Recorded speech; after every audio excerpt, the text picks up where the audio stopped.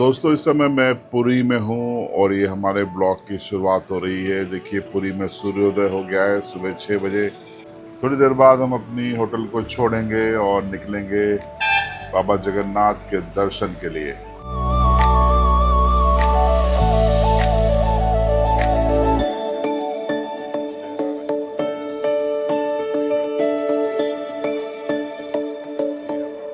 तो दोस्तों हमारे एक सेकंड ब्लॉग में स्वागत है। हम लोग उड़ीसा की राजधानी भुवनेश्वर से करीब 60 किलोमीटर दूर भगवान जगन्नाथ के धाम पुरी में हैं और आप मेरे ठीक पीछे देख पा रहे हैं जो ऐतिहासिक मंदिर है, ये यहीं पर भगवान जगन्नाथ विराजे हुए हैं।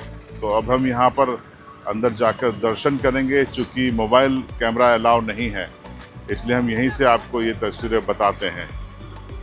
तो मेरे साथ पिंटू भाई भी रेडी हैं, तो अब चलते हैं और दर्शन के बाद फिर आपको जगन्नाथ धाम क्यों आना चाहिए वो बताते हैं। देखिए पूरा खूबसूरत कैंपस है ये जगन्नाथपुरी का। जहाँ तक ये अलाउ होगा हम आपको दिखाएंगे। और यहाँ लोग अब सुबह का समय है, धीरे धीरे भीड़ बढ़ने लगी है। देश और विदेशों से यहाँ बड़ी तादाद में लोग हर रोज आते हैं। ये मुख्य द्वार है जगन्नाथ मंदिर का। लोग जा रहे हैं, दर्शन करके लौट रहे हैं। ये देखिए आप, बड़ी तादाद में यहाँ पर भीड़ है। अब हम भी जाएंगे यहाँ पर। तो अब ये देखिए पीछे मेरे आप देख रहे हैं, ये भगवान जगन्नाथ धाम का मुख्य मंदिर है और यहीं से अब हम लोग साइड से प्रवेश करेंगे सिक्योरिटी जांच के बाद। आगे कैमरा अलाउ नहीं है, यहीं तक अलाउ था। दर्शन करके हम लौट के आते हैं, फिर आपको बताएंगे भगवान जगन्नाथ के पुरी से जुड़े चमत्कार के बारे में। बने रहिएगा।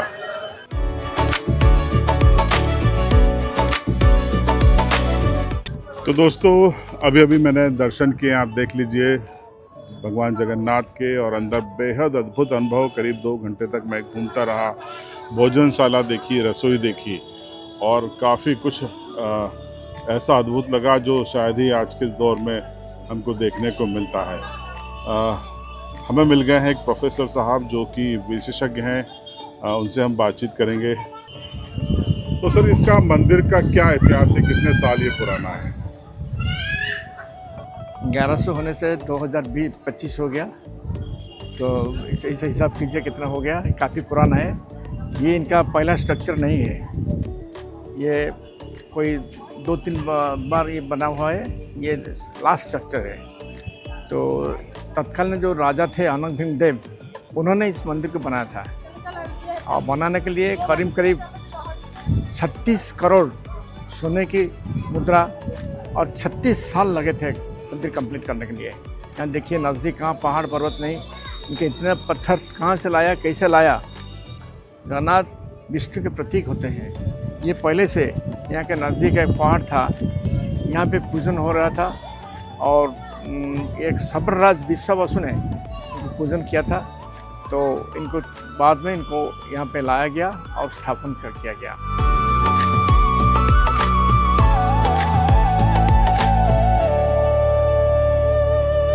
तो देखिए भगवान जगन्नाथ के दर्शन के बाद अब बारी लंच की है। होटल क्यू साइना में हम ठहरे हैं और ये देखिए अब कल हमने उड़िया खाना खाया था, आज दाल फ्राई है, भिंडी मसाला है, ऑनियन विद सिरका है और नींबू का खट्टा मीठा अचार है और ये भिंडी मसाला है और चपाती।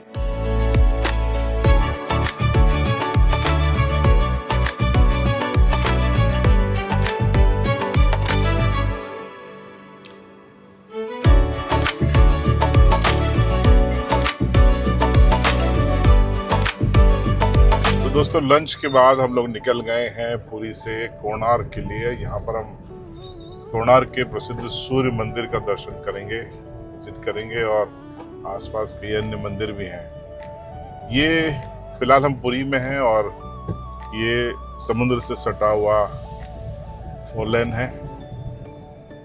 दाएं तरफ समुद्र है, आगे हम आपको बताएंगे। देखिए जिस रास्ते से हम लोग गुजर रहे हैं यहाँ पे काजू के बगीचे काफ़ी हैं और यहाँ काजू बड़ी तादाद में प्रोडक्शन होता है। यहाँ पर अपेक्षाकृत सस्ती भी मिलती है और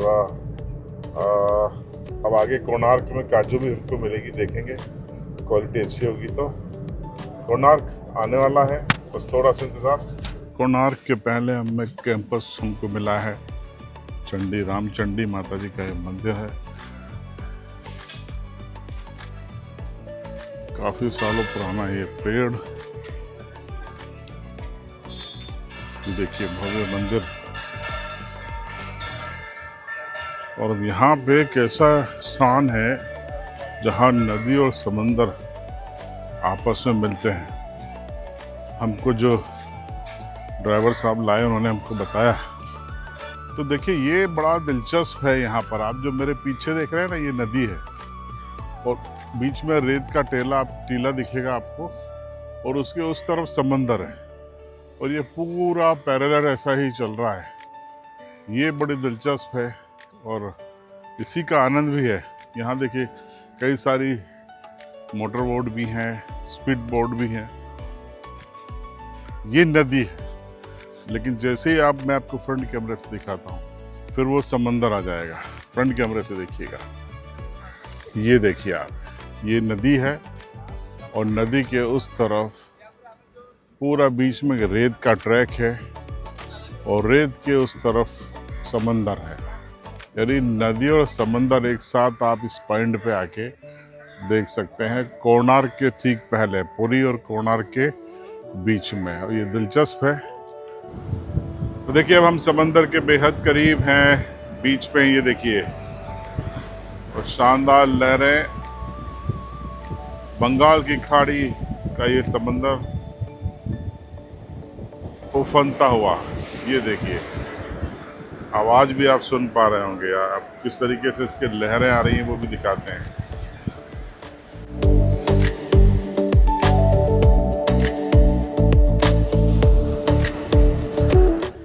देखिए बंगाल की खाड़ी का ये समंदर, और उसमें हम यहाँ पहुँचे हैं। ये पूरा समंदर पुरी और कोणार्क के बीच में है। ज़बरदस्त लहरें इस समय यहाँ पर उठ रही है और हम बीच पे चल रहे हैं। बहुत खूबसूरत एहसास। पिंटू भाई अब बताओ कैसा लग रहा है समुंदर? बहुत अच्छा है, शानदार।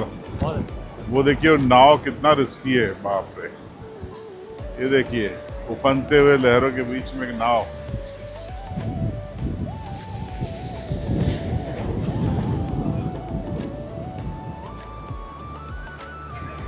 ये देखिए लहरें हमारे पास तक आ रही हैं, फिर लौट के जा रही हैं।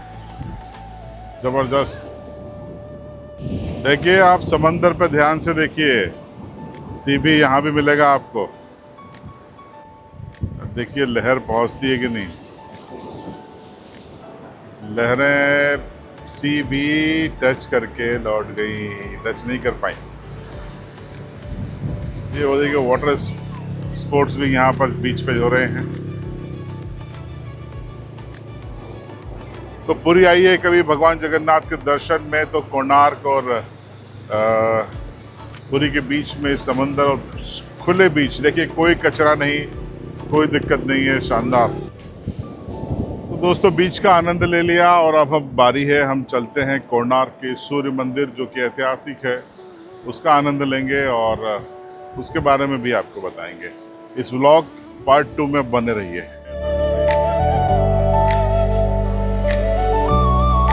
तो फाइनली हम लोग पहुंच गए हैं कोणार्क के सूर्य मंदिर।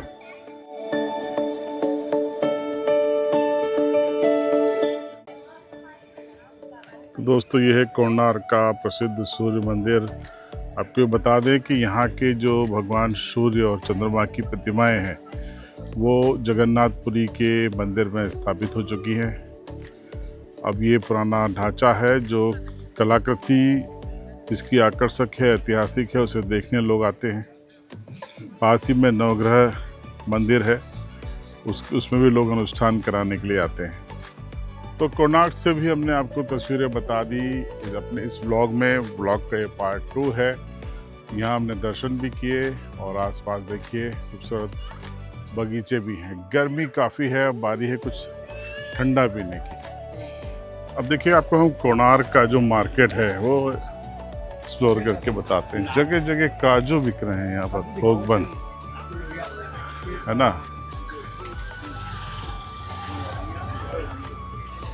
गर्मी बहुत है और पिंटू भाई को लग गया है ठंडा पीने का शौक।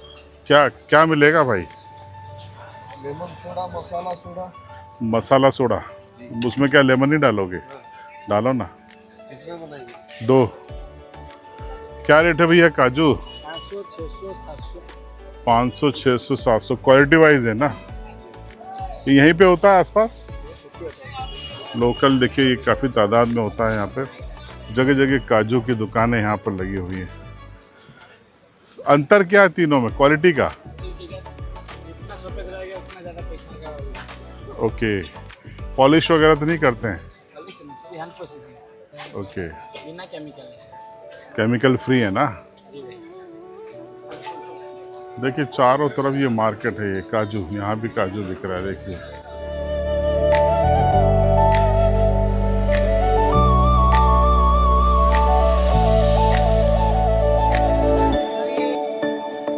Thank you.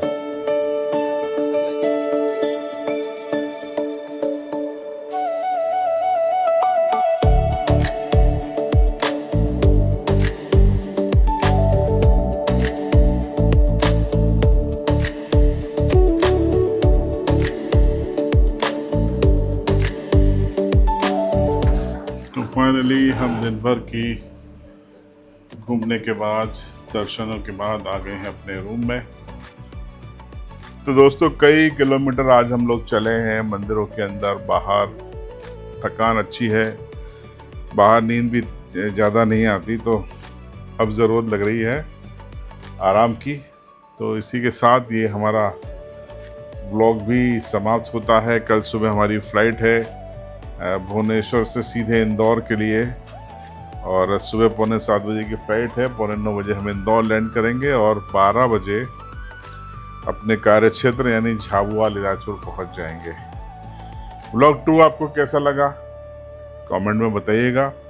और जब भी आप में से किसी को भुवनेश्वर घूमने जाना हो तो मेरा कॉन्टैक्ट नंबर डिस्प्ले है स्क्रीन पे, संपर्क कीजिएगा। यहाँ लोकल जो हम लोगों की बातचीत हुई है, कुछ अच्छे पंडितों से, कुछ होटल ऑनर से, कुछ टैक्सी ऑनर से, तो आपको वो नंबर हम प्रोवाइड कर पाएंगे।